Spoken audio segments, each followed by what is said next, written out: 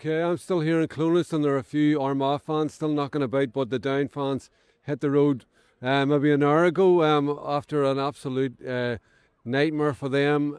Dream stuff for Armagh, 28-point win.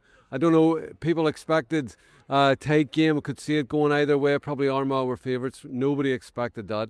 For Down, the opening stages went exactly as they would have hoped for. I think they were 5-2 up. And the game sort of swung when Armagh got their first goal. Down kick out.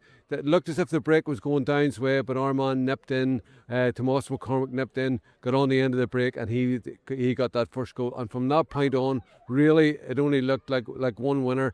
Connor Turbo got the second goal for Armagh, and by half time they were really well ahead. Of course, Monaghan came back brilliantly on Saturday to shock Derry, but Down really never looked like doing the same, and Armagh really were just cantering through them, really scoring at will, and Down's heads went down really. A very, very disappointing performance from them, especially after the high they went into having beaten Donegal. And the sad thing for them is that victory counts for nothing, because Westmeath getting to the Leinster final means that they're heading for the Tailteann Cup. So really a terrible day for Down football. It's going to take them a while to recover from that, whereas Armagh, who are absolutely shooting the lights out, a brilliant performance once again from them, and they're going into that Ulster final against Monaghan full of confidence.